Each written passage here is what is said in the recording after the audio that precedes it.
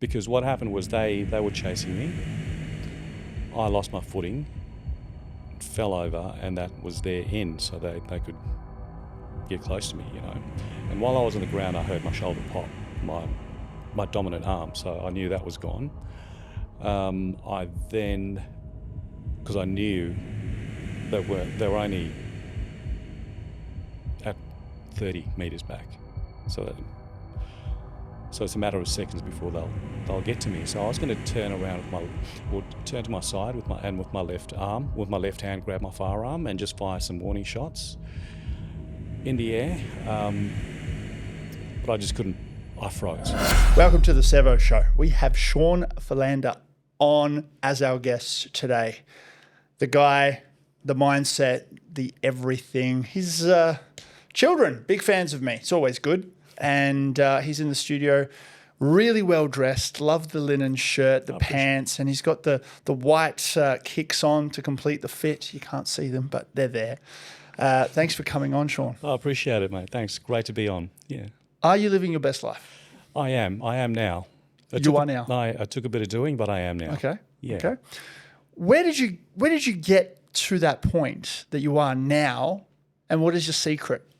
Okay. Unfortunately for me, I let it get too far. I was not living my best life for far too long.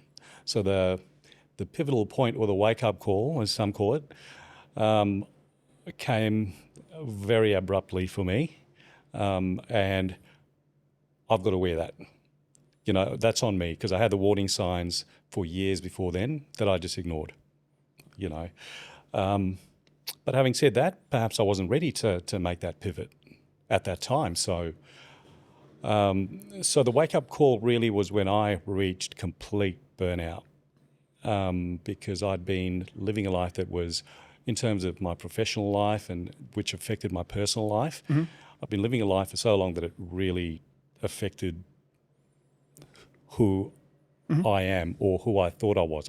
In fact, I'd forgotten who I am. I'd completely lost my sense of identity and where I fitted in the grand scheme of things. I was basically on autopilot. Okay. Yeah. Before we get to that breaking point, it's like a movie. You see the ending first, and then you go right back to the beginning before we get to how you got there and what you did. Yeah. Where did you come from? Where were you born? Okay, born in South Africa, actually, and then came over to Perth as a young guy. Went to school up in the hills, Les Murdy, Kalamunda, those places. Went to uni at Curtin, and actually I started high school. All during high school, I wanted to be a veterinarian. That was my thing, actually, even before high school. Yeah. Then I think I was around 15, I had to have one of my dogs put down, and I can't do that, because I can't put animals down. Such a traumatic experience. Absolutely. So I said, okay, that's not for me. What now? So year 12, I had absolutely no idea what I wanted to do. I went to uni, and because all my other friends were studying business and IT and all that kind of stuff, okay, I'll study IT. I did that for 6 months. I did that for a year, and after the first semester, I thought, okay, no, this doesn't sit well with me at all. I can't program for the rest of my life. So I'll take some time off, the proverbial time off, just to reflect, and which I did. I thought, well, who am I, And I thought, okay, I'm pretty much a people person. That was me in a nutshell. So why don't I pursue something along those lines? Yeah. I went into the psych field, studied psychology, and within those in the undergrad years, I discovered I really was fascinated by the criminal psychology aspect. And then I did postgrad in forensic psychology. So that led me into a career of law enforcement, and I'd never thought about policing for a second growing up. Never considered it, but it just kind of evolved that way. Found myself in the police. I started at grassroots. So I started with the WA Police, did a few years with them, 5 years with them actually, then rolled over to the Federal Police because their scope was, they had a wider scope where I could kind of pursue my because I wanted to be a forensic profiler, you know. So I thought, okay, I want to pursue that. And yeah, went into Canberra for a couple of years. I went into that field. Didn't do a lot of profiling, to be fair. It was in the forensic kind of role. Then the Bali bombings happened, and that changed the landscape of where the AFP focused their operations. So obviously the counterterrorism portfolio opened right up. So they're recruiting heavily into that portfolio. I put my hand up. I'll do that for a couple of years. Ended up doing that for 18. So Wow. yeah. And that was, like I said before, those 18 years, it was 12 years too much. I really should have nipped it in the bud very early on, because that's how early it started affecting me. And like you said, everything makes sense in reverse, right? Life can only be lived forward, but it only makes sense in reverse. So What made you go and kick on after those 6 years where you mentioned you should have nipped it in the bud 12 years prior? denial was a big one. Okay.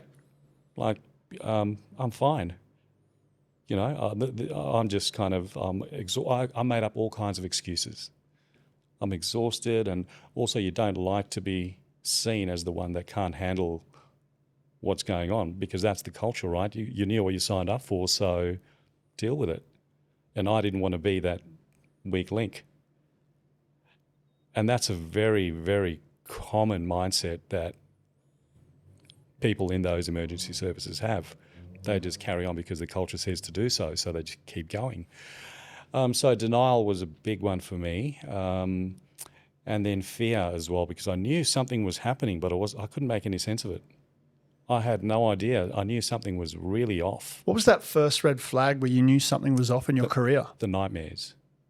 The nightmares were, and they were earth-shattering nightmares, you know, waking up in sweats. And yeah. Again, I wrote it off to, okay, that's just a byproduct of what I've been dealing with. Let's say I was dealing with a particular job that was unpleasant. Would you say it was like early stages of PTSD? 100% it was, yeah. 100%. The other, again, looking back, before the nightmares, I was withdrawing a lot. I didn't see it then. I see it now. And my wife at the time saw it.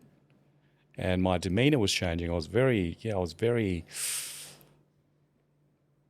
because when I got married, I was very bright and bubbly and all that kind of stuff. I was the court jester. You know, I'd love playing practical jokes and making jokes, dad jokes, mind you, but still. Yeah. Still counts. Yeah. And that all went. So my whole persona basically changed. I didn't see it. And she did. And every time she told me about it, or asked me about it, I'd say, no, I'd make up some kind of excuse. Deep down inside, what were you actually thinking? I was completely detached. What was I? Okay, what I didn't think was that I've got PTSD. What I was thinking was that I'm not treading the right path. That back then I was already, this isn't really for me. But then I didn't know if it was the job itself, or if it was the colleagues, or because really the federal police very, and I don't want to sit here and rubbish them, but it's a very dog-eat-dog sort of culture, you know, and guys and girls do a lot to each other to get ahead. And I'm not in that. I'm not like that. I mean, they're not the only industry. It's not. No. It's, yeah, absolutely. I would give an example for every industry that I've been involved in. Yep. Has similar cultures. Yeah. It's a dog eat dog to get to the top. Every man for himself. And if you have that personality where you don't want to tread on someone else to get to the top, yeah, because you have integrity, you're going to struggle because if you're an empath, especially if you're an empath, Yeah. it's not going to be the best road forward because you're going to want to please other people first. You put yourself second, and realistically, you have to put yourself first. But how do you do it without treading on someone else? Exactly. Right? Exactly right. Yeah. And I didn't have that in me. And I'd been trodden on for Yeah. somebody else to get ahead. And and I wouldn't even say it was resentment. It was just deep disappointment because I couldn't do that to somebody else. So I feel that. yeah. I feel that. I've pivoted a couple times, 3 to 5 years. Move on. Yep. My mum, we're Russian. She always taught me, play the game. Yep. Play the game, Sev, but don't cheat. Play the game, but don't cheat. I like that. Bend, but don't cheat. Don't lie. Yep. Keep your wits about you. And I've held strong for 34 years. Yeah. Or for, I don't know, the last 20 years when I started working. But for yourself, at what point did you have your first kid in that career? I was still in the WA police. Yeah. So you would have had that young family and then pivoted to federal police. You would have been feeling like you're the main provider. You had a duty, but also a responsibility. And then that would have been a big factor to go, I just got to keep going. Keep going. Now, it's fascinating for me because I'm not a father yet. Late June. Very It's close. coming. Very She's close. coming. It's a daughter. We're going to be a girl dad first. I love that. Yeah. It was always inevitable. It's beautiful. I'm a girl dad first. I like it's beautiful. Right. Yeah. And I know what's coming. Yeah. I was a school teacher and observing parents that worked too much to provide for their family, I saw a hindrance Yep. in the time that they had with the kids, but also the time they had apart as man and woman or husband and wife or partners. And was there ego? Because you saying, Yeah. let's talk about ego. Yeah. There you go. 100%. Well, first of all, was the title. That was my identity. Yeah. I was Sean, the counterterrorism federal agent. That was how I knew myself to be, the investigator. And also there was quite a bit of, it's a high profile job that I was doing. So There's lots of responsibility there. Yeah. Yeah. The downside was that it was a lot of travel and having a young family as well was not ideal because, like you said, I was the provider and being away from my family for extended periods of time was horrific, and the travel schedule was intense. Yeah. So all these things weren't ideal, but the ego, even though the ego came in basically to protect me, like I knew something was off deep inside me, but the ego was there to project to the outer world, like everyone looking in would be like, well, Sean's got, he's got the career, he's got the family, he's got the house and the car. Like, this guy's, he's got it together. The reality was far from it. I was screaming inside. Tell me about those first 6 years in the Federal Police Force. What's one story you can remember, if you're allowed to share, you don't have to go in detail, that started to really hinder you and start with those nightmares? Okay, so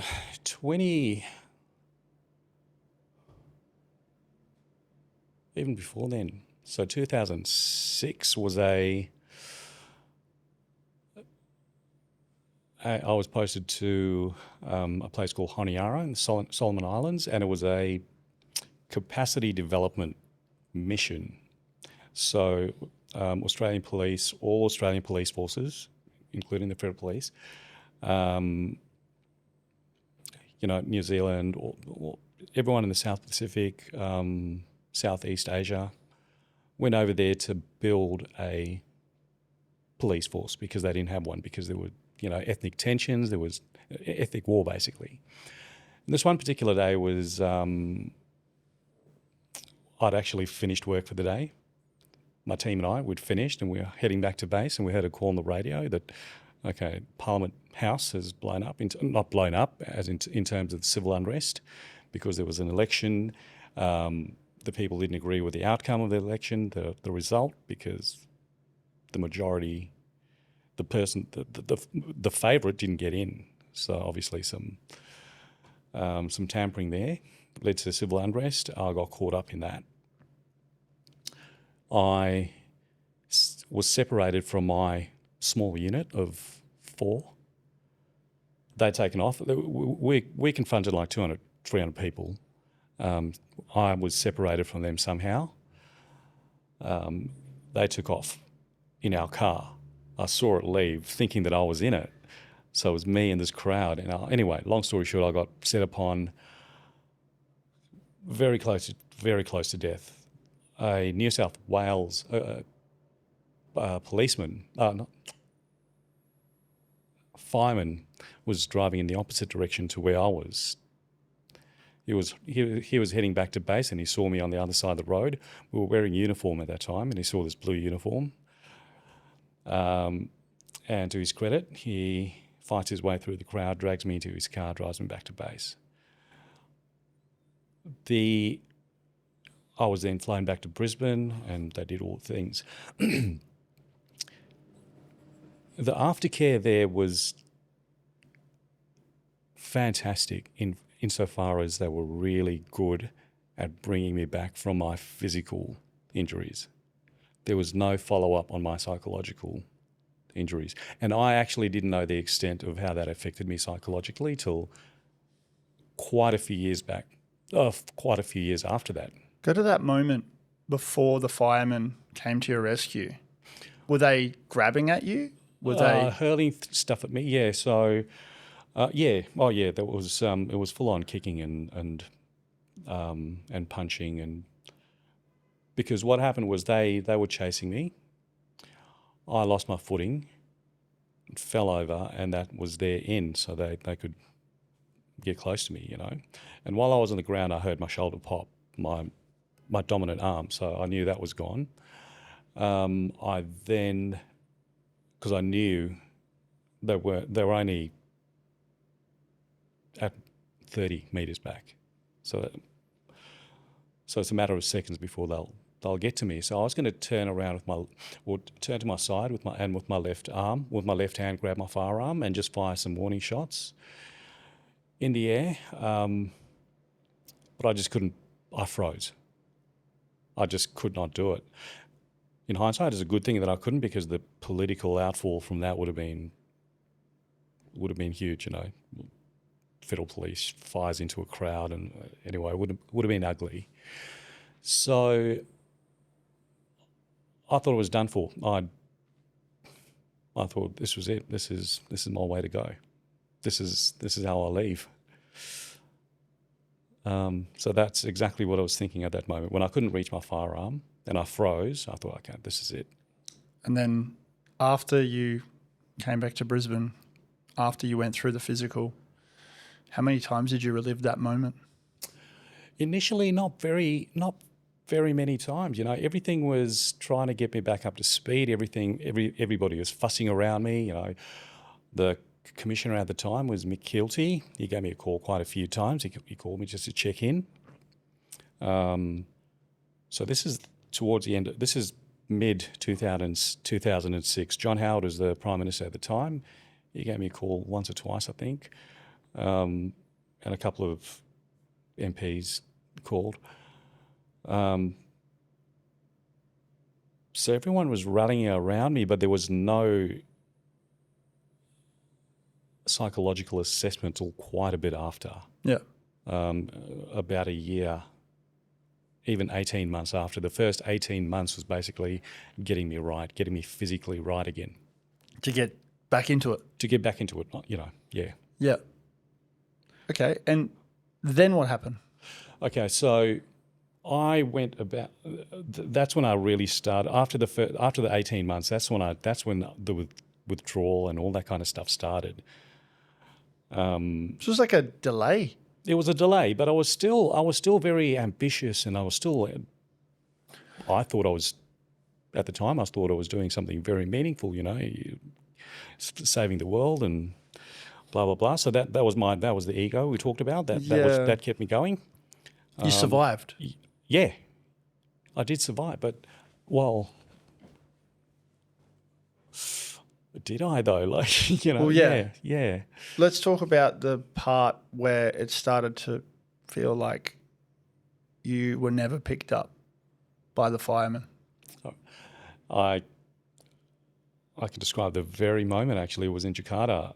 Again, it was civil. I don't know what it is about me and these protests, but we were working out of the Australian Embassy, which was just walking distance from the apartments we were housed in. This one particular day, we were told not to come into work because this is going to happen in the main road, all these protests.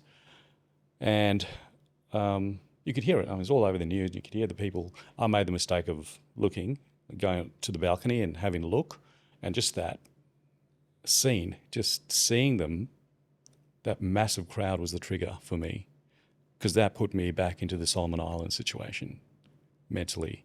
I felt like I blacked out, but obviously I hadn't, because when I became lucid again, I was cowered in the bathroom.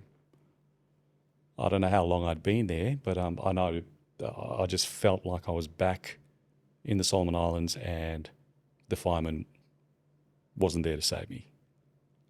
So I then called my supervisor, lived a couple of floors up. I said, Brian, I'm in trouble here. And that's when it started. That's, when the PTSD diagnosis came. It was actually CPTSD, so it was complex because, multiple events, multiple triggers. So that took quite a while. But having said that, all the time, I'm still working. I'm still doing the things with the feds. It's bizarre. Like I said, autopilot, Yeah, autopilot and bizarre. Let's unpack that further because there's a formula there in the in the psyche world that I find fascinating. I've never had PTSD. I mean, I've had triggers, I guess, in moments that weren't quite as severe, and moments throughout my life where I'm just remember them randomly. I'm like, oh, I could have done that again. Yeah. Could have done that differently. Yeah. But they weren't near-death experiences, Yeah. And yeah, but your trigger, what happened next? I was flown back from Jakarta. So this is 2014. Wow. Now, leading up to that,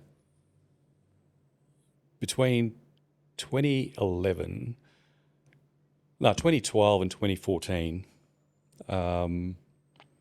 obviously ISIS they were doing their thing, and part of our investigation was obviously a lot of intel. A lot of that. So between that 2012, 2015 period, their modus operandi was beheadings. So we saw a lot of it.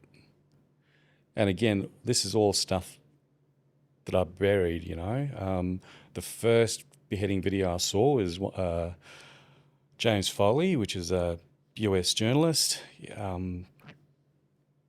I remember the video clearly. And those were Clearly. like well-produced videos too. They had insane production value. As a content creator, I was like, Jesus, they went far and beyond, above and beyond. Absolutely. And even their propaganda, those guys, like Al-Qaeda had this magazine called Inspire magazine. And I'll have my ideas about who actually published those magazines, but they were glossy, beautifully produced magazines. And yeah, their propaganda was really on point. Yeah. Really well produced. So yeah, I mean, yeah, like CIA would have been behind a lot of that, but Interesting. Yeah. We won't go into the conspiracy theory stuff. No. We But won't there's go a into lot that. of conspiracy theories that are coming true nowadays. Yes. So 2015, you're back from Jakarta. Yeah. So 2014 was when I was diagnosed. So, okay, this is what you have, and I didn't want to hear it. There was still denial. So this cannot be happening. And that year, so much happened. I lost my mum a couple of months later, and then my marriage dissolved a couple of months after that. So a lot in a very short space of time. Would the marriage have a lot to do with all those events just stacking up? 100%. Me not being, I wouldn't say not being able to communicate, but certain things I couldn't communicate, like work-related things I couldn't communicate if they were affecting me because of the secrecy. But also choosing not to communicate. Like I said, that withdrawal did me no favours at all. And, my ex-wife, as I said before, she highlighted the warning signs early. I didn't want to know about it. I was in denial and wrote it off as a byproduct of the job. I was exhausted. Yeah. Yeah. Yeah. So, she saw it there years before. Over the last 8 years now, what were those next years like? So it got to the point where I was completely dysfunctional. Like I said, with all those years, 2014, 2015 to up to 2017, which is when I left, I was still functioning in terms of I was able to do what was required work-wise. But that wasn't, looking back again, that was autopilot, that was autopilot. Yeah, that was my avatar basically taking over. Yep. Whereas inside I just kept dying and dying and dying, and then I just couldn't, got to the point where I couldn't get out of bed anymore. So how did you make that pivot?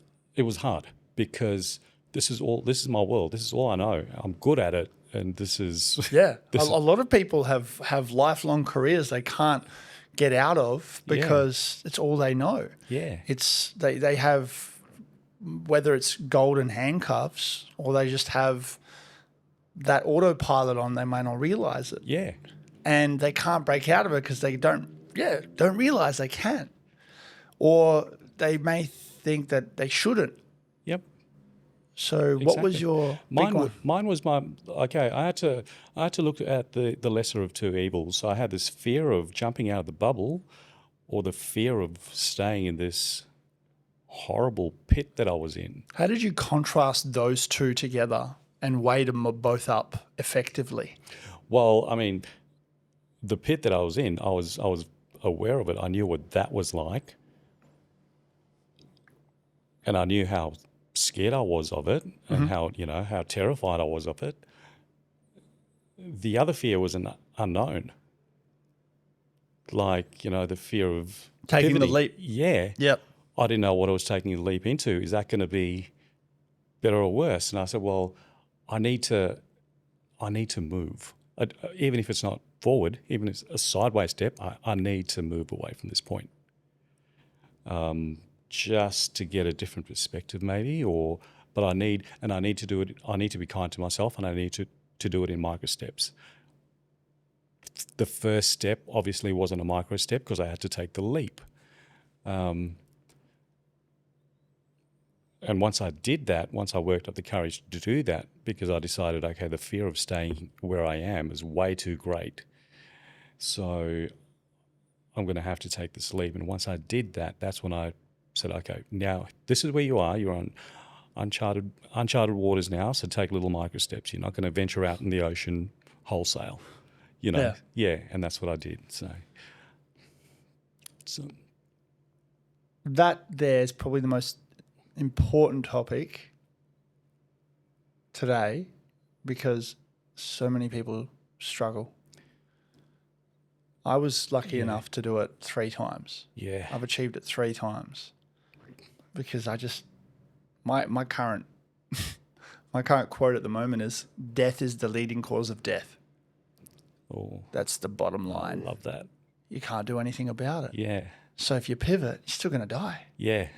No matter what. Jeez, I love that. No matter what. Yeah. Back at the Solomon Islands, there were 2 paths could have happened. Who knows? Maybe you would have been captured. Maybe you would have been all right. But you'll never know the alternative. I like knowing the alternative in my head that, yeah, it would have been the worst option for me had I stayed, had I not made the decision, had I not been rescued. It would have been the worst decision for me. Yeah.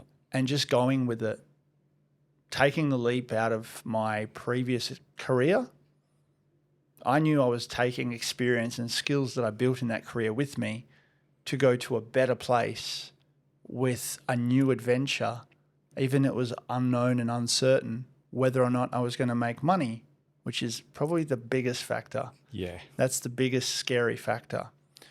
Self-awareness needs to be nurtured. You were starting to really nurture your self-awareness and really rehabilitating it through your mind. Yeah. But unfortunately, there's a financial factor, especially when you're an autopilot. You do your job, you get paid. You do your job, you get paid. You stop doing your job, you stop getting paid. Yeah. There's the golden handcuffs. But without the financial part, you can't pivot. And one of the big things that I tell people when they want to listen is start sorting your finances early. But most people don't know that until they get to the point where they are scared to make the leap because they need to. Yeah. They're too in depth with themselves or the pit, the dark pit that they're in. Yeah. And a lot of it just comes back to money and the societal norms that we're in. Yeah. The normalization of deviant behavior is a topic I love discussing. You heard of that? Yeah. I haven't. So back in the 80s, the Challenger, the space shuttle, the Challenger exploded. And the reason why it exploded was because the safety checks were overlooked more and more, saying, oh, it'll be all right. It was like one of the panels, and I think it was internal panels of the ship, the spaceship. And yeah, over time, that's fine. Until it wasn't. And it was too late. Yeah. And that was a catastrophe. Your catastrophe, we know what that would have been. Yes, absolutely. We don't have to talk about it, but people can read between the lines. Yeah. But you were able to figure it out and move. So talk about the day where you made that decision to go, I'm going for it. It was very, I'd like to say I was relieved, but I wasn't. I was very uncomfortable. But I knew it was one out of necessity that I just had to make the change. So I was very uncomfortable. I knew it was the right thing though. I was at my desk typing up my resignation letter, right? And then the team said, oh, we're going down for coffee. So I left the thing, went down for coffee. We came back, 40 minutes later, and there's an email saying, oh, we're offering voluntary redundancies. If you'd like one, put your hand up. So I was, well, if this isn't a sign, yeah. So that eases some of the financial woes. Yeah. Yeah. So that made the decision easier. I mean, I would have jumped anyway. I would have resigned anyway. But what a moment, though. That's universal. It really is. It really is. Going for coffee and then coming back 40 minutes later. I'm not a religious person, but that was definitely something. Divine intervention there somewhere. Yeah. Looking after you. Yeah. Do you reckon you would have sent that letter during that coffee break had you not gone on coffee? Absolutely. Wow. Absolutely. And I would have missed out on the redundancy. Well, potentially, because they wouldn't have processed anything. I could have retracted it. And, yeah. Just a prank. Yeah. Gotcha. But so that's how, and it was, look, I was very uncomfortable, but also I took that on as not in a not as a challenge, but also as I saw it as opportunity. Like, okay, this is you've made the pivot now. Let's see what you can let's see what you can do with this kind of thing. Notwithstanding the money, let's see how resourceful you are. You need to rediscover who you are. This is all my self-talk, because before then, it was quite negative because I felt so broken, right? I said, okay, let's not reinvent me, but just rediscover me, because I'd been disconnected from my true self for a very, very long time. So that was my starting point. So like I said, I'm going to take micro steps. So I said, okay, instead of venturing on anything external just yet, I'm going to do the inner work and do it properly, and then that'll clarify what I need to do externally. Yeah. So that's probably it's not probably, it's definitely the first time I did anything from the inside out. Everything else was externally driven. So. Tell me about those first 6 months. Whoa. First of all, I needed to confront all these demons.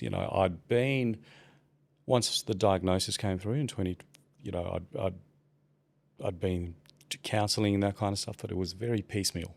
Yeah.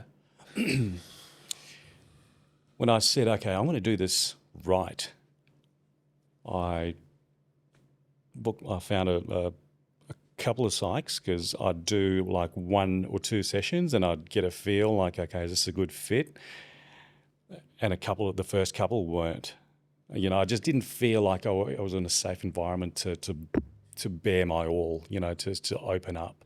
Can you quickly touch on that and how someone else can vet that? Yeah, look, there's something so powerful in somebody just holding space for you. That person doesn't need to have all the answers or counsel you or anything, but just for you to feel safe, just to sit with your emotions. Yeah. That's a powerful thing, because that isolation you're feeling is really profound. When you're going through something like that feeling of disconnectedness, it's massive. So if somebody's there for you, just to hold space, it's very, very powerful. And I didn't get that from the first couple of counsellors that I went to. It was basically, I felt like I was just in the revolving door. Yeah. Like, you're in for your hour and then quickly, echo chamber. Yeah. Trying to be not the smartest person in the room, but do you look for validity?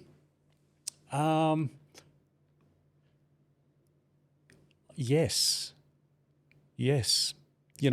When you're suffering something like that, and we're so quick to write ourselves off. Our negative self-talk is almost automatic, and I don't know why.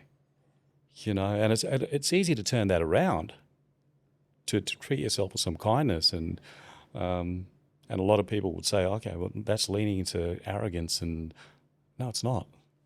It's just your basic self-care, which leads to self-love. Like different acts of self-care leads to a general feeling of self-love, and not in a conceited, arrogant way. It's just a way that you could actually just celebrate and treasure yourself, which we all should be doing. Yeah. Yeah. So, but we just lose sight of that so easily. So yeah, when you ask initially if I sought validation, yeah, absolutely. And I thought, okay, I've jumped out of a career that I know so well, that I base my identity on. Now I have I need to rediscover myself, and I don't know where my self-worth lies. Can you help me out to see that? Yeah. So in that sense, that's what I was after. Yeah. And it took a couple of shopping expeditions to find the right fit, the right psychologist. How did you know? Oh, within the first 5 minutes of sitting down with her, we had a coffee, and it it was such a personable session. The others were very clinical, just It's about you, not them. oh, yeah. And that's how I felt. Mm. And that, you know, Yeah. that's she sat me down, we had our coffee, and she goes, first of all, how do you feel about sitting down and talking to essentially a stranger about your deepest, darkest fears and troubles?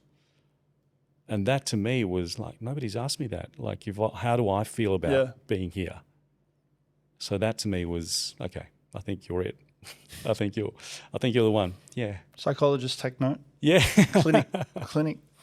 So fast forward to a couple of years post, let's call it redundancy. Yeah.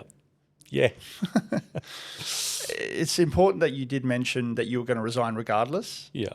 So it's not an asterisk like, oh, he had it easy. Yeah, no. I was going to jump anyway. So. But the universe looked after you because you have a lot to live for and a lot to give. What happened next in terms of that mental rehabilitation and then the next thing that you started doing? Again, it came back to like when I went to uni and I had to sit down with myself and say, like, okay, let's think about this, Sean, and which I did.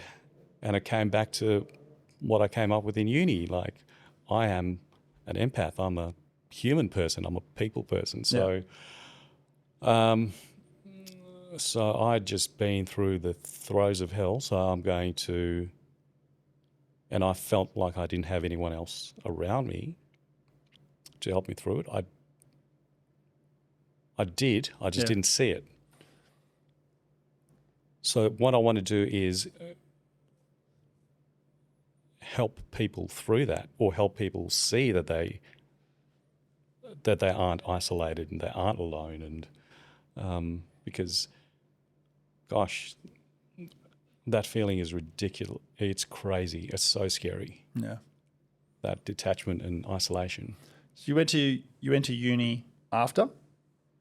Or was that before? That was before. Okay. So before the police. Before the whole thing? Yeah. So I had the psych qualification already. So I thought, well, why don't you use that now? Because during the police, I didn't. Like I said, I wanted to be a profiler. I never used that. I became an investigator. So okay. And if it means, you know, postgrad studies, and so be it. Yeah. But it started with exercise was one of my saving graces. Like, exercise was huge, was massive for me in bringing me back. So I thought, you know what, I want to do that. I want to empower people by getting them through exercises, by exercise. So I became a PT. That was my first business. Was it? Yeah. I loved it. You know, but then PT, as you know, it takes a lot out of you as well. You know, when and I wasn't refilling my cup. Like, I kept giving and giving, and then I like left nothing for myself. How would you refill your cup still as a PT? I was so excited about this new journey I was on. I just wanted to grab clients and just give all of myself, you know. What I should have done in hindsight really is, again, it comes to a financial decision, is space those clients out so that I had me time to refill that cup, to do all the self-care things that I was talking about, you know. What year was this? 2018. Yeah. I like keeping a timeline. Yeah, 2018. So you were in the PT game for about a year or two? I was in the PT game really for 2 years, because I did some stuff on the mines as well. But that was more of a PT/wellness. It actually suited me quite well, because it was, you know, half of it was PT and the other half was talking all things wellness and nutrition and mindset. Fitting. Yeah, it's fitting. And I was wanting to study psychology after I began my PT business, because I wanted to get into the heads of my clients better. Yeah. I wanted to understand how I could keep them more accountable. Accountability wasn't a really big word of my vocabulary back in my early 20s. Yeah. Nor for myself. Well, you can't really keep yourself accountable. You're responsible for yourself. Yeah. But keeping other people accountable, that's one of my biggest skill sets. Now, back then, not really. And it was a, what's in it for them? WIIFM, a radio station. Yeah. What's in it for me? Yeah. And then I couldn't figure it out. But I had a really good business. Yeah. But I hated the fact that more clients were getting less results. So the ratio was like 80% weren't getting results. 20% were. I identified why, and it was just accountability. I wasn't able to successfully keep the others accountable. Yeah. And that's why I wanted to do psychology. Yeah. I ended up studying teaching, which was just learning how to keep the young ones accountable. Yeah. And I did that very well. Yeah. Built a brand out of it. Yep. And then that skill set grew later. So how did your skill set grow later with all these added skill sets of being in the police force? Because there's a lot of responsibility and accountability there. Yeah. I think mine worked mine was in reverse because Yeah. I was like, my clients are here for, I'd shy away from clients in their, I shouldn't say this because my boy is really into the gym now and he's wanting to get buff, but you know, the young guys that want to build their bodies and yeah, it's for a reason. They want to, you know, look a certain way because that makes them feel self-confident. But I shied away from clients that were just in it for the look. Oh, so did I. You know, I said, let's talk about functionality first. Yeah. Let's talk about mobility. Yeah. If you're not moving well, you're in deficit mode. Yeah. You're going down. You're going the opposite way. Yeah. I've had friends who did bodybuilding Yeah. and all of that, and they loved it at the time. Most of them I talk to now, in hindsight, they're like, I wouldn't have done it. Yeah. I would not have done it because of all these other potential health problems. Correct. And now I'm not going to shit on the IFPB No, or whatever it's yeah. called. Live your best life, but do the research of what it could do later for you. Absolutely. Ronnie Yeah. Coleman, God, cooked. what a Right. tragedy. I mean, you know, yeah, the king of his game, but geez, Yeah, at but what cost? He went to the extreme. Yeah. Not everybody goes to their extreme. Yeah. How I go is to the extreme. Yeah. If I'm not in it to become the best, I don't want to do it. Yeah. That's my mindset. Yeah. And if I hit a glass ceiling, like I did with my personal training business, I'm like, oh, I actually don't want to go past this point. Yeah. I can, but I don't want to figure it out. It's not me. Yeah. So that's why I left. Yeah. Why did you leave? PT? Well, I'll tell you in a sec. So the accountability thing for me I found that actually quite easy because in my policing career, we did everything to the nth degree. Everything had to be so detailed and we were very results driven. You know, Well, that's pattern recognition too. Yeah. Because if you're in a routine and you're scheduled and you're autonomous, Yeah. anything out of line, you notice a lot better. Yeah, that's right. Yeah. That's right. And yeah. then your investigations just become pattern recognition. Correct. Something's out of line, you go, that's not usual. Absolutely. Let's go down that rabbit hole. Yep. So I found that quite easy to transfer over to the PT world. But to answer your question, why did I leave? Because it wasn't enough. Like it wasn't. When I left the police, I said, I'm not going to do anything that I don't feel completely fulfilled with. I'm not going to make that same mistake twice. And I was starting to get that way with PT because it wasn't quite enough. Like, yeah, I was helping people, but it still felt very surface level. It felt very superficial still. So I wanted to delve deeper. Delve deeper. Yeah, and that's... What was next? What was next was public speaking and coaching. Yes. Yep. So again, didn't use my psych degree. I did a qualification in, life coaching through the Life Coaching Institute. A few plug-in courses, shadow work and that kind of stuff to go with it. public speaking course with the Happiness Co. And that's where I am. And that's Nice. where I am at the moment. But I'm still pivoting like It's forever. and it's so exciting though, because, you know, with the feds, everything was, different investigations, but it was so rigid. Like we had these strict parameters, you know. So now with this freedom, this newfound freedom, I'm just, your initial question, am I living my best life? Yeah, that's where I'm at. You know, it's so liberating. It really is. It was quite the journey to get here, but so worth it. It's not a journey that people aim for at all. Oh, I certainly didn't plan for it. You wouldn't wish upon it No. for anyone else. Yeah. And through the traumas, the challenges, the hardships, the overcomings and the successes, there was a lot of sacrifice. Some of it you would take back in a heartbeat, like your relationship, Oh yeah. right? Oh yeah. Are you still in good terms? Yeah. Very much so. Yeah. And you know, she's remarried, has been for a couple of years. Kids in a great space, so everything's turned out really well in retrospect. But if there's one thing I regret is that Not paying attention to yourself enough earlier. exactly. Yeah.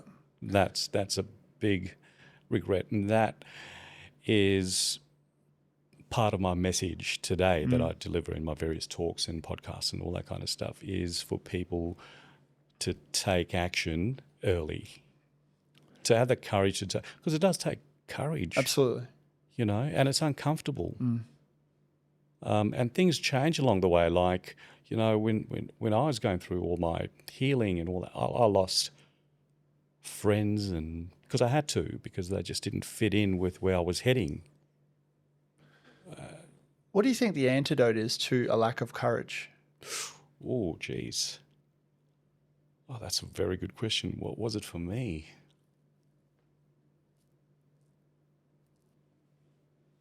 I really don't know the answer to that. I didn't have an answer. I just ripped the Band-Aid off. How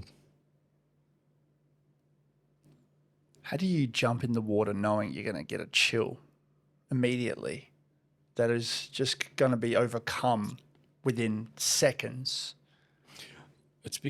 Look, there's so much of yourself that you don't realize, or you don't discover until you're in the thick of discomfort. Yeah. You know, you just learn to swim. You really do. We're incredible beings. Like, human beings are incredible. Like, we are so strong. We don't give ourselves enough credit. We're built to survive. Yeah. However, some of us don't. And that, you know, I've lost a lot of friends and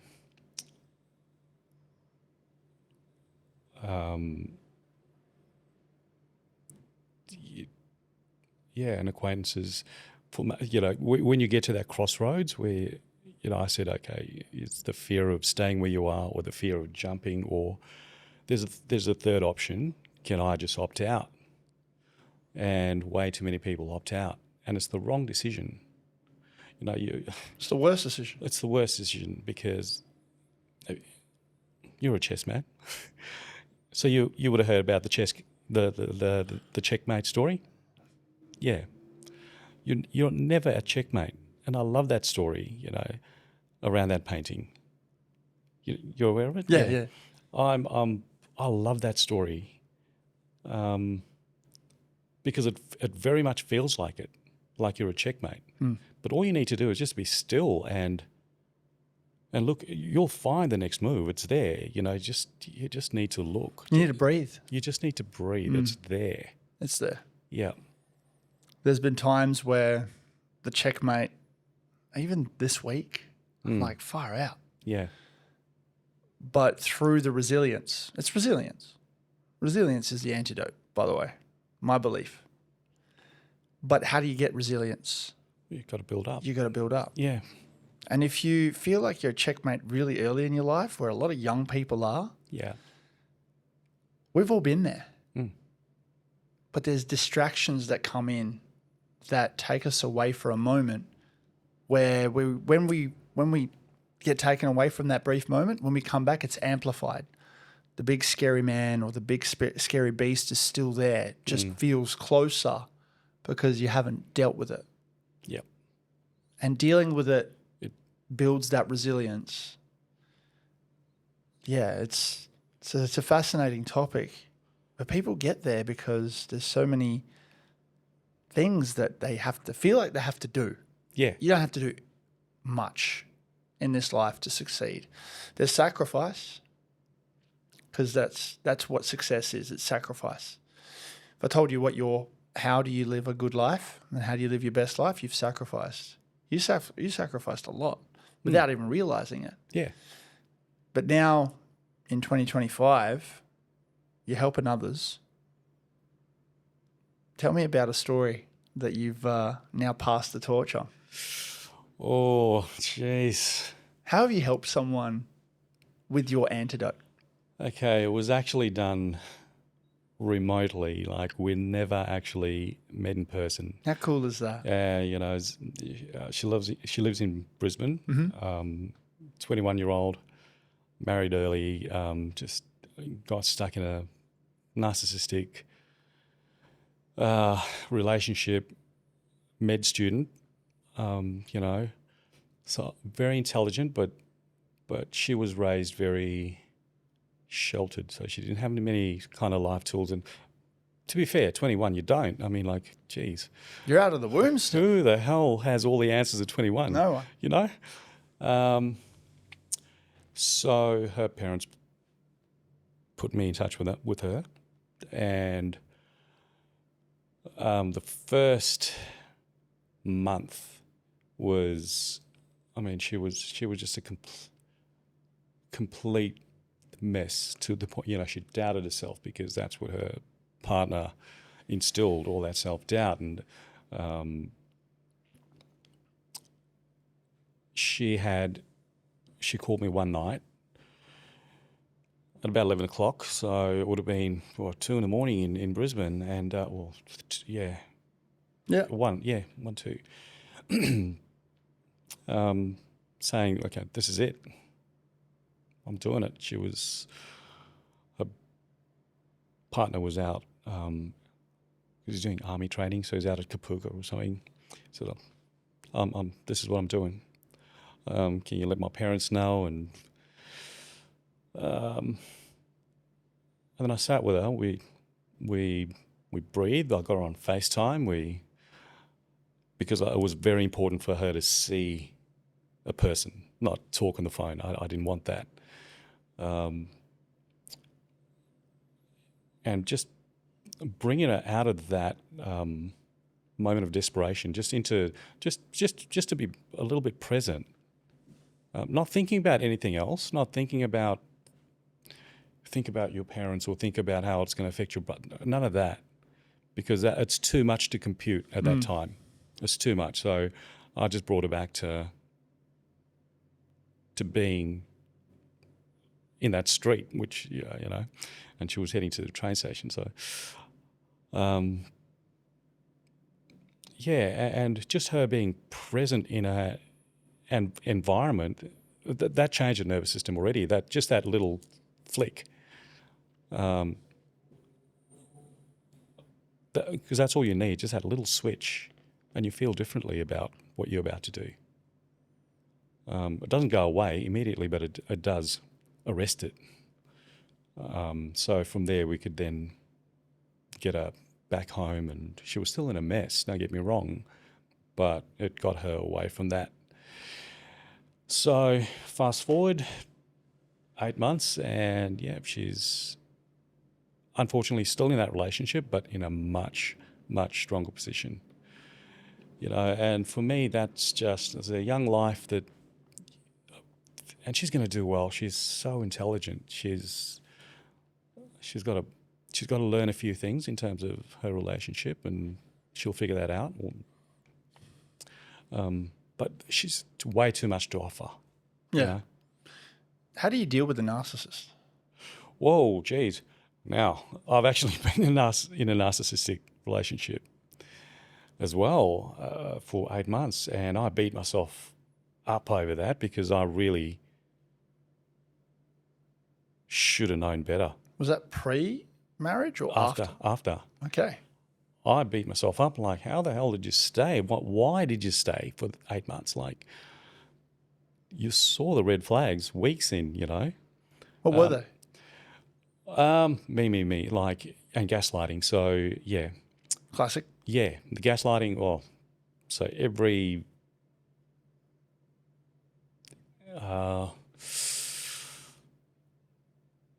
everything that I brought up around what I was unhappy with was my problem. Like, she, nothing was ever her problem. So and that was a classic pattern. But for me, it was,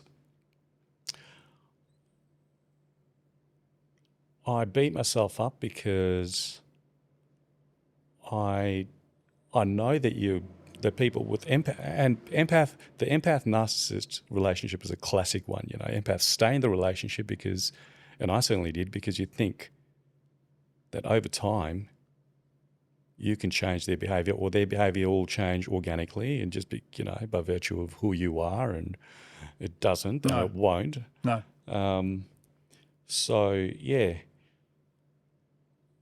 So that's what I really beat myself up over for months. And then how did you go, wow, I need to get out of this? Because 8 months is a lot shorter than 18 years.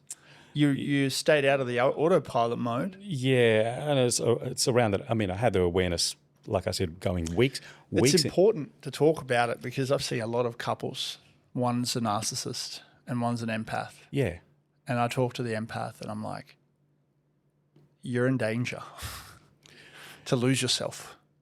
Yeah, and it's a very real danger because you do. Yeah. You do. In that 8 months I did, because you're so consumed by appeasing this narcissist that you do lose a chunk of yourself. You do lose a sense of yourself. How did you take that leap out? So it was very abruptly, actually. Basically it was one morning I said enough's enough. I highlighted, we talked for ages, said, look, these are the behaviours, you know, that I don't agree with, that I've highlighted over and over and over again. They're obviously going to keep repeating because that's what they've been doing for the last few months. So I'm going to leave you with that, to continue on with that, but it's something I can't be part of. Because how did she respond? My self-worth is just eroding here. How did she respond? That I was overreacting. Again, a typical gaslight. Yeah. And I pointed that out, said, this is what I'm talking about. That exact thing that you said, that's what I mean. Everything is turned on to me. So you put the foot down. Yeah, I did. Were you living together at the time? Yeah. That makes it even harder. Yeah. Yeah. And whose house were you living in? Hers. Oh. Yeah. Yeah. But yeah, it was, you know, decisions are hard to make, some of them, but, you know, and you know that making them is going to be uncomfortable, but once you've made them, things just work out. I don't know, like, you brought the universe up earlier. Yeah. And it just does have a habit of working things out for you. You're on this earth for a short time and you've got a purpose. You may or may not find it sooner than later, but you've got something to give. You do. And when you know that that you're sitting in your purpose is when you feel it in the pit of your stomach. I never felt that with the feds. Like, I always felt that I thought I was under the illusion that I was doing something purposeful, but I wasn't passionate about it. I was, this is a real, I feel it to my core. With helping other people, yeah, with coaching them, and it's with coaching them, and it's challenging. It's a puzzle. It's a problem. It's problem solving really with is. people where they need it, where they already know that they need it, Yeah. and they come to you. It's awesome. And yeah, when I help someone, the pattern recognition is automatic. Yeah. You go through the principles. What's the biggest problem right now in your mind or in your scenario? You go through that, reverse engineer it, and break down the steps and work it through with them. You don't help them, you guide them. You guide them. It's all about guiding. Yeah.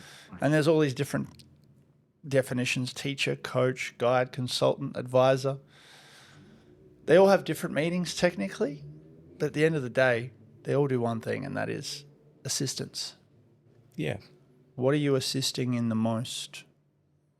And is it working? Or are you keeping them accountable? How do you keep someone accountable, Sean? Jeez. I'm trying to think of an appropriate scenario with my current clients.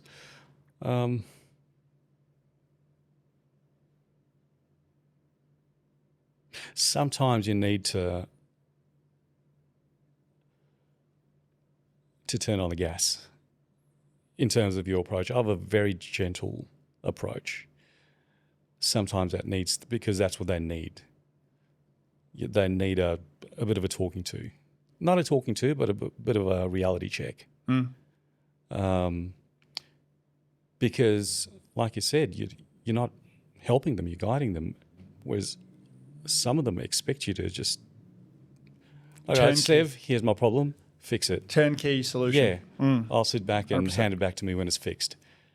So, yeah. So once they realise that's not what this is about, they basically keep themselves accountable. Yeah. And when I ask them to journal or do something like that along those lines, I'll check in. I won't check the journal, but I'll check in on that, you know. So how was your journaling today? Or, you know, was it positive? And I can usually pick up if they have journaled or not. You know, you can pick up if they're making shit up. So that, yeah. But, sometimes you need to draw a hard line. So look, you got to be assertive. Yeah. You're going to keep going and you're going to keep spinning wheels in the mud if you don't grab the wheel. One of my favorite lessons I've had from someone that's been on my podcast, she's great. Her name's Jennifer. She gave me some advice. She gave me some guidance. She told me what I needed to do for the next steps in my journey. It was more of a business play. And I said, yeah, I need to do this. And I already knew how I needed to do it. She goes, what's wrong with you then? Why don't you do it? And then she goes, this advice is free, but it won't be free 7 days from now. Ooh. 7 days from now, I'm going to check up on you, and you need to prove to me that you've done what I've told you to do, because this is all achievable in less than 7 days. I did it in 3. Wow.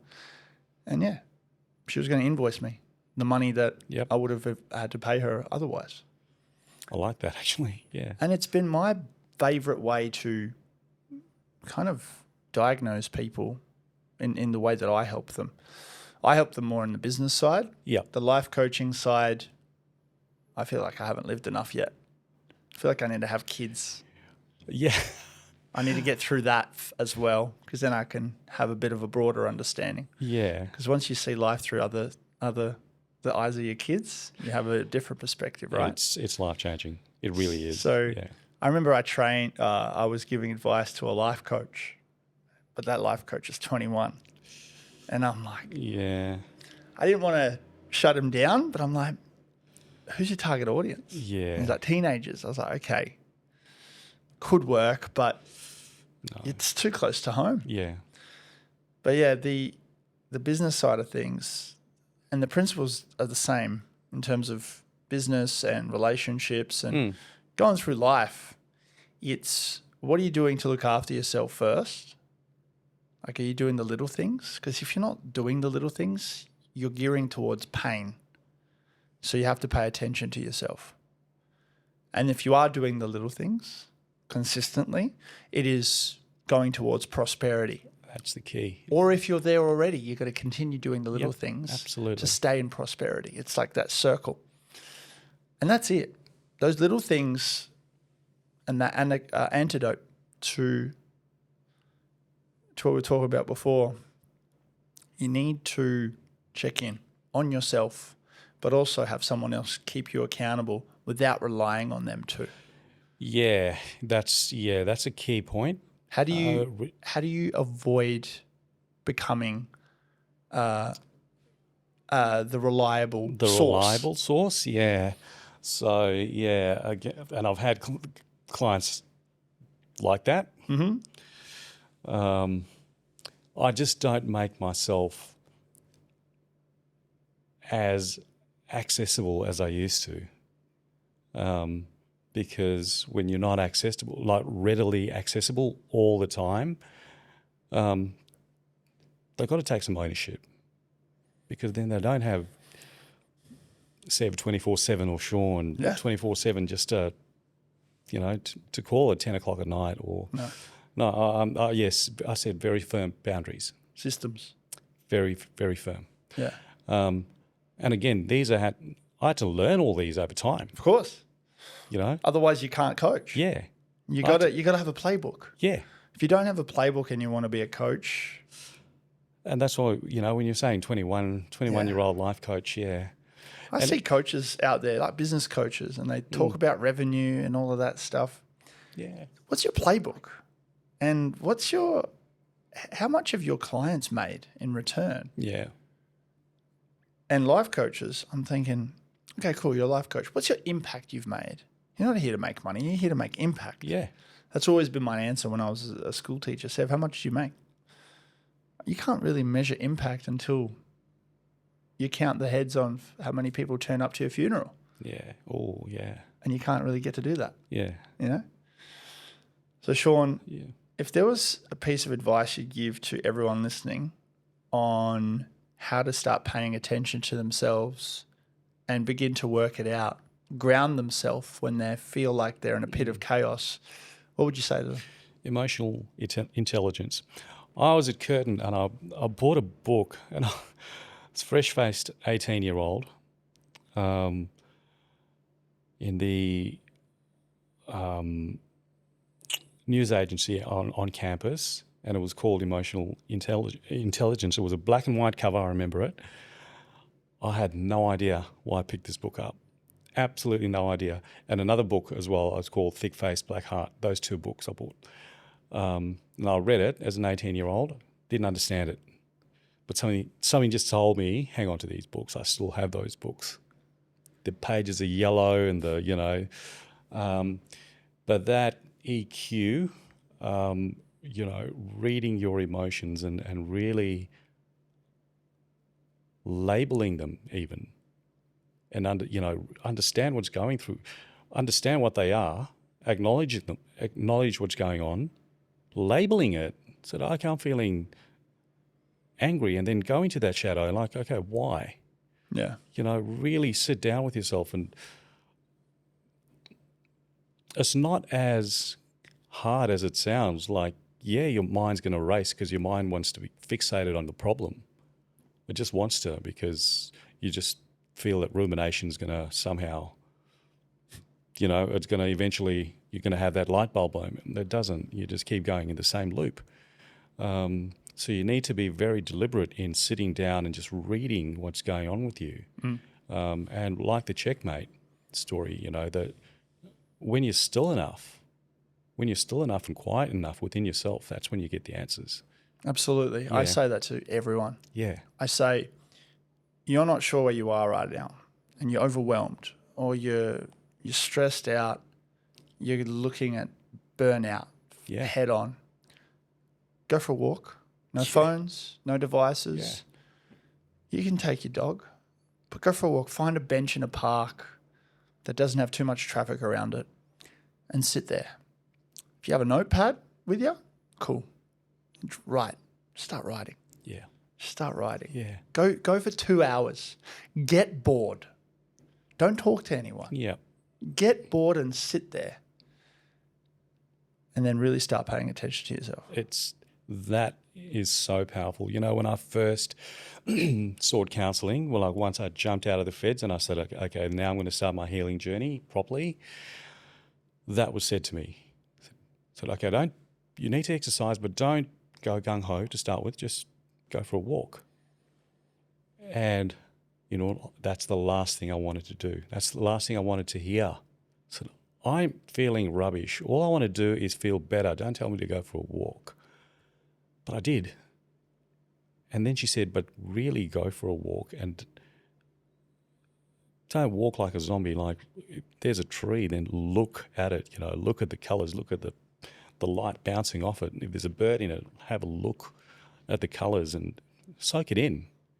And that act of mindfulness is so, like I talked about this girl in Brisbane, you know, just bringing her back to the present moment. It's such a powerful tool because it gets us out of our head and just in reality, reality, quote unquote.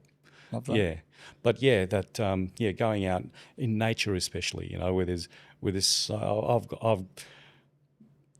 I've evolved so much in terms of how my healing journey has gone. Like, you know, it's one thing has led to the next and to the next. It certainly hasn't been a linear kind of. It never is. So I'm very much jumping on board with the spiritual side of things now, and have been for the last couple of years. And it's I'm absolutely relishing in it. I'm loving it. I'm just finding out so much more about myself, and you Nice. know, not just about myself, just about everyone. Just always learning. Always learning. Always learning. That's the secret. Yeah, Yeah. 100%. Yeah, there's never a destination. You know, you just we'll have goals and that kind of stuff, but there's never.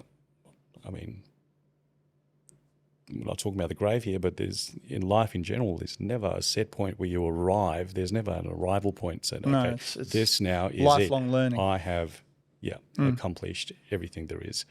There's no such point. No, Mum always taught me, she goes, Sev, you never learn everything, because once you learn everything, that's when you die, because there's no more purpose. You've clocked the game. Yeah. You turn it off. Yeah. You want to play it again? You play it with a different character. Well, you play it on a harder setting. Yeah, absolutely. But there's only one setting to life, and it's as hard as you want to make it or as easy as you want to make it. Correct. And when you, and being, you know, as easy as you want to make it, that's, and some people are fine if you want to play it safe and just be, that's fine if you're not stressed out about it, or if you're not unhappy about it, fine to be in that bubble. But if it's making you ill, or, you know, you're certainly unhappy with where you are, don't be afraid to dream big. Or if those dreams scare you, then that's great, because they're supposed to. Yeah.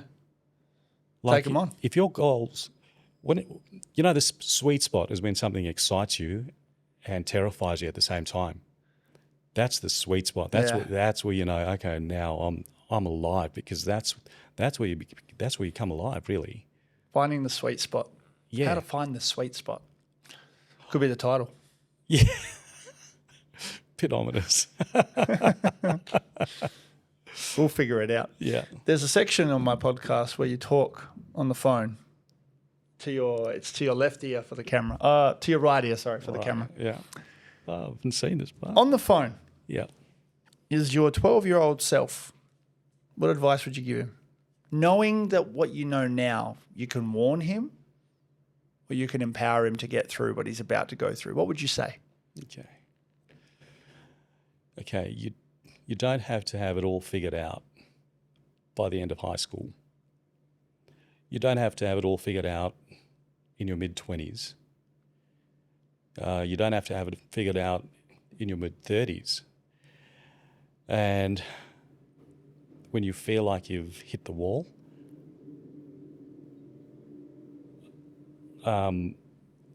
it's only an illusion. I want to get emotional here, but it's only an illusion. So, yeah, these barriers are the barriers we put up through conditioning and, ego, and not knowing enough about ourselves. So, yeah, those seemingly rigid barriers are only an illusion. Love that. Great advice. Oh, that was tough. It's a good one. It's a good one. Thanks for coming in. Oh, mate, I'm so pleased. Thanks very much for having me on. Did you enjoy that? Absolutely. Yeah. I've had a ball. Nice. Had a ball. Yeah, I couldn't. Like we're supposed to tee it up like a week ago or something. Yeah, and then you had commitments in Sydney. And, but I'm really thrilled to come on board, mate. Really had a great time. Thanks for having me on. And for everybody listening, Sean, how do we reach out to you if you want some Sean time? Okay, so you can have a look at my website. So it's the reclaimproject.com.au or Instagram, which is also _reclaim.project. All my links are on there. So reach out if you need to. And for everyone at home, again, you know what to do. Give us a comment. Review the podcast.